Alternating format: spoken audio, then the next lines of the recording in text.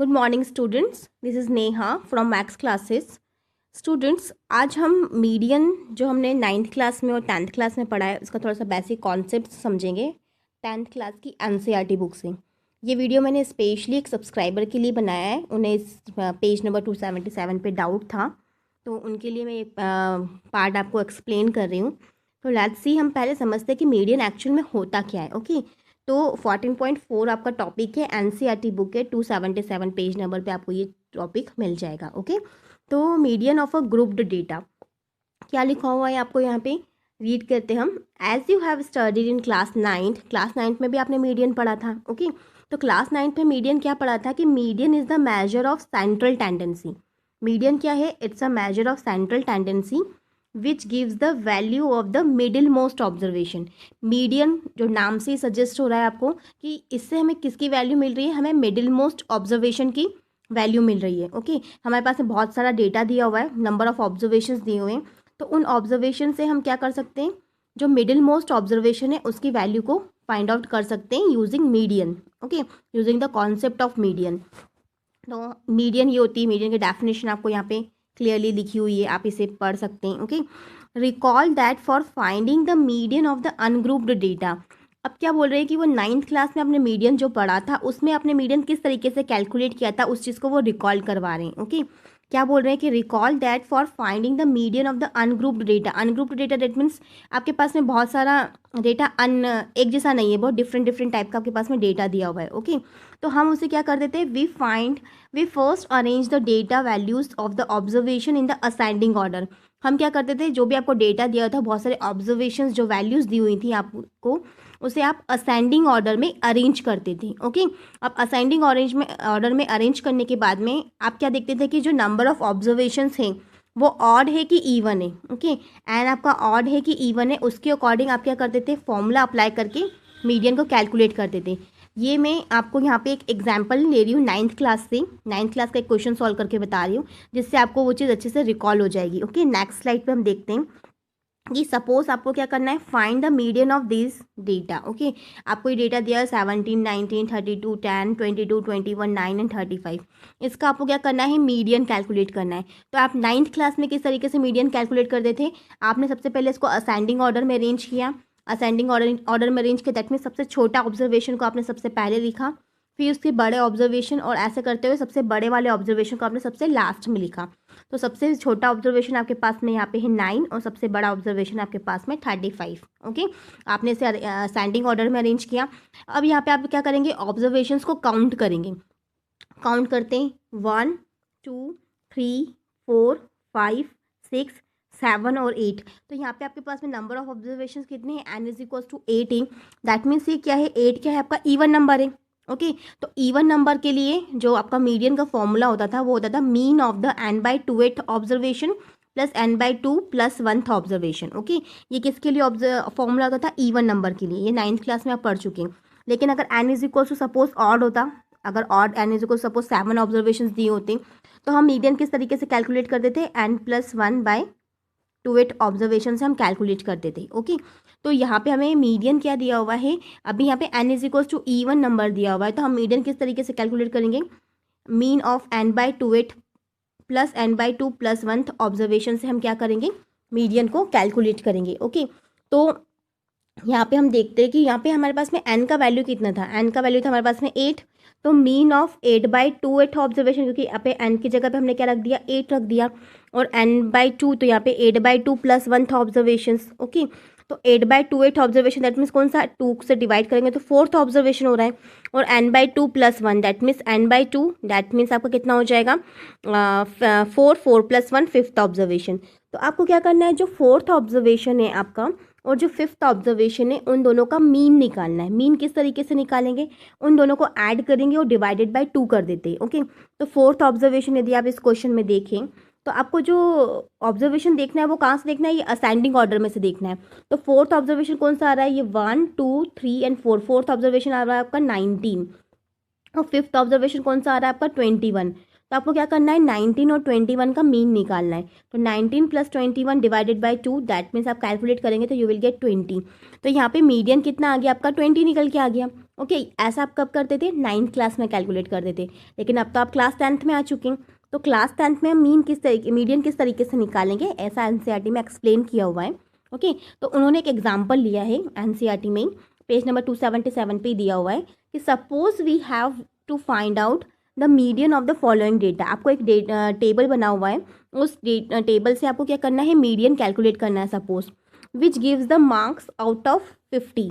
आपको क्या दे रहा है, टेबल में डेटा दिया हुआ है जिसमें आपको मार्क्स दिए हैं, और मार्क्स कितने में से दिए हुए हैं, 50 नंबर में से आपको मार्क्स दिए हुए हैं। ऑब्टेन्ड बाय 100 स्टूडेंट्स, स्टूडेंट्स कितने, 100 स्टूडेंट्स हैं, और 50 में से उन स्टूडेंट्स को किसी सब्जेक्ट में मार्क्स दिए हुए हैं। ओके, तो आपको क्या करना है स्टूडेंट्स, यहाँ पे इस जो डेटा है इसका आपको मीडियन कैलकुलेट करना है, कि आपको मीडियन मार्क्स बताना है कि मीडियन मार्क्स कितने होंगे इसमें। ओके, तो ये आपका मार्क्स दिया हुआ है और नंबर ऑफ स्टूडेंट्स दिए, और टोटल नंबर ऑफ स्टूडेंट्स कितने हैं, ये 100 स्टूडेंट्स हैं। ओके, आई होप आपको यहाँ तक पूरी चीज़ें क्लियर होंगी। अब हमने क्या किया, इन सारी मीडियन निकालने के लिए हम क्या करते थे, असेंडिंग ऑर्डर में अरेंज करते थे। ओके, तो हमने क्या किया, यहाँ पे जो भी आपके मार्क्स थे उन्हें असेंडिंग ऑर्डर में अरेंज किया। वैसे आपको मार्क्स जो है वो असेंडिंग ऑर्डर में नहीं दिए हुए हैं। ओके, यहाँ पे 20 दिया हुआ है और यहाँ पे 25 दिया हुआ है, तो आपने इसको पहले अरेंज किया असेंडिंग ऑर्डर में, 20 लिखा, फिर 25 वाला ऑब्जर्वेशन लिखा आपने। ओके, फिर आपने 28 वाला ऑब्जर्वेशन लिखा, उसके बाद में 29 वाला ऑब्जर्वेशन लिखना है। ओके, तो यहाँ पे आपने 28, 29 और उसकी जो करस्पॉन्डिंग फ्रिक्वेंसी थी वो आपको एज इट इज़ लिखना है। जैसे कि आपको यहाँ पे दिया 20 का ऑब्जर्वेशन की फ्रिक्वेंसी कितनी दी है, 6, तो 20 के साथ में आपके साथ में यहाँ पे 6 ही आना चाहिए। ओके, और 25 के साथ में आपका क्या आना चाहिए, 20 ही आना चाहिए, क्योंकि 25 के साथ में ऑब्जर्वेशन में कितनी फ्रिक्वेंसी दी हुई थी, 20 दी हुई थी। ओके, आई होप आपको यहाँ तक चीज़ें क्लियर होंगी। तो आपने क्या किया, असेंडिंग ऑर्डर में सारे मार्क्स को अरेंज किया, जो नंबर ऑफ फ्रिक्वेंसी स्टूडेंट्स थे, जो फ्रिक्वेंसी थी वो भी आपने उसकी करस्पॉन्डिंग फ्रिक्वेंसीज को यहाँ पे मेंशन किया, और टोटल नंबर ऑफ स्टूडेंट्स कितने थे आपके, 100 थे। दैट मीन्स फ्रिक्वेंसी का एडिशन आपका कितना है यहाँ पे, 100 है। ओके, अब हम क्या करते हैं, आगे बढ़ते हैं। आगे हमें दिया हुआ है कि यहाँ पे n इज इक्वल्स टू कितना है, 100, मतलब टोटल नंबर ऑफ स्टूडेंट्स कितने हैं यहाँ पे, 100 है। ओके, तो n इज इक्वल्स टू 100, तो 100 क्या होता है आपका, ईवन नंबर होता है। अब 100 इज़ द ईवन नंबर, तो हम मीडियन किस तरीके से निकालेंगे, अब तो अभी तो हमें 10th का फॉर्मूला पढ़ा नहीं है, तो हम क्या करेंगे, 9th वाला फॉर्मूला यहाँ पे अप्लाई कर रहे हैं। तो median will be the average of या फिर mean of the n/2th observation plus n/2 + 1th observation, जो कि मैंने अभी 9th क्लास के एग्जाम्पल से आपको एक्सप्लेन किया। ओके, तो यहाँ पे यदि आप इस तरीके से करेंगे तो n/2th ऑब्जर्वेशन मतलब कौन सा, 58th ऑब्जर्वेशन, और n/2 + 1 that means 51st observation. Okay, इन दोनों का आपको क्या निकालना है, इन दोनों का आपको मीन निकालना है। ओके, मीन निकाल के आपको क्या मिल जाएगा, मीडियन मिल जाएगा। ये आपका 9th क्लास के फॉर्मूले के अकॉर्डिंग मैं बता रही हूँ। ओके, तो to find these observations we proceed as follows. अब इस टाइप के, अब आपको 50 और 51st ऑब्जर्वेशन निकालना है। लेकिन यहाँ पे स्टूडेंट्स यदि आप ये टेबल देखें तो यहाँ पे आपको ना तो इस तरफ 50 कुछ दिख रहा है, ना तो इस तरफ कुछ 50 दिख रहा है, ना 51 दिख रहा है, ना इधर 51 दिख रहा है। तो हम ऑब्जर्वेशन कौन सा वाला कंसिडर करें कि 50 वाला ऑब्जर्वेशन कौन सा होगा और 51st वाला ऑब्जर्वेशन कौन सा होगा, क्योंकि हमें ऑब्जर्वेशंस कहाँ से मिल रहे हैं स्टूडेंट्स, ऑब्जर्वेशन हमें फ्रिक्वेंसी से मिल रहे हैं। ओके, यहाँ से हम क्या देख रहे हैं, ऑब्जर्वेशन देख रहे हैं कि यहाँ पे स्टूडेंट्स दिए हुए हैं, तो हम क्या कर रहे हैं, स्टूडेंट्स को ऑब्जर्व करें कि इस स्टूडेंट का मार्क्स इस रेंज में आ रहे हैं, इस स्टूडेंट के मार्क्स इस रेंज में आ रहे हैं। ओके, तो यहाँ पे ना तो 50 दिख रहा है ना 51st दिख रहा है, तो हम किस तरीके से कैलकुलेट करेंगे। तो इसके लिए क्या हुआ, मीडियन को निकालने का एक नया तरीका बनाया गया। तो इसमें क्या तरीका अपनाया गया वो आपको नेक्स्ट टेबल में एक्सप्लेन होगा। ये टेबल तो वही है जो मैंने आपको असेंडिंग ऑर्डर में एक्सप्लेन करी थी अभी, 14.9 टेबल है, एनसीईआरटी में आप देख सकते हैं। अब हमने क्या किया, न्यू टेबल बनाई। न्यू टेबल किस तरीके से बनाई स्टूडेंट्स की, हमने जो मार्क्स ऑब्टेन्ड थे। ओके, ये टेबल हमने क्यों बनाई, क्योंकि हमें 50 और 51st ऑब्जर्वेशन को वैल्यू फाइंड आउट करना थी मीडियन कैलकुलेट करने के लिए according to the 9th class formula. Okay, तो हमने क्या किया, यहाँ पे मार्क्स देखें तो मार्क्स से 20, 25, 28, तो इसका मतलब क्या था कि 20 मार्क्स जितने हैं, 20 मार्क्स जितने स्टूडेंट्स के हैं वो कितने स्टूडेंट्स हैं, 6 स्टूडेंट हैं। और अगर 43 मार्क्स कितने स्टूडेंट को आए, एक ही स्टूडेंट था जिसको 43 मार्क्स आए थे आउट ऑफ 50। ओके, लेकिन हमें तो क्या करना है, 50 और 51st ऑब्जर्वेशन निकालना है। इसके लिए हमने क्या किया, मार्क्स 20 जिसके थे वो कितने स्टूडेंट्स थे, नंबर उसके कितने स्टूडेंट्स को 20 मार्क्स थे, 6 स्टूडेंट को थे, तो 6 यहाँ पे हमने एज इट इज़ मैंशन कर लिया। लेकिन अप टू 25 में मार्क्स कहाँ से कहाँ तक काउंट हो गए, ये 20 में मार्क्स कहाँ से कहाँ तक काउंट हो रहे थे, 0 से लेकर 20 तक के मार्क्स काउंट हो रहे थे। लेकिन अगर हम अप टू 25 मार्क्स ले रहे हैं, मतलब कि यहाँ पे कहाँ से कहाँ तक मार्क्स काउंट हो रहे हैं, 0 से लेके 25 तक के मार्क्स काउंट हो रहे हैं। ओके, 0 से लेके 25 तक के मार्क्स काय में काउंट हो रहे हैं, अप टू 25 में। ओके, तो 0 से लेके 25 मार्क्स यदि हम देखें तो 0 से लेके 20 तक के मार्क्स कितने स्टूडेंट्स को थे, 6 स्टूडेंट को थे। और अगर 20 से लेके मतलब कि 0 से लेके 19 तक के मार्क्स यहाँ पे बोल लो, अगर आप क्लास बना रहे हो तो 0 से लेके 19 तक के मार्क्स 6 स्टूडेंट्स को थे। और 20 से लेके 25 तक के मार्क्स कितने स्टूडेंट्स को आ रहे थे, स्टूडेंट्स 20 से लेके 25 स्टूडेंट्स कितने थे, 20 थे। ओके, तो अगर आपको 0 से लेके 25 तक के मार्क्स निकालना है, एक बार वापस समझना कि 0 से लेके 19 तक के मार्क्स कितने स्टूडेंट्स को थे, 6 स्टूडेंट को थे।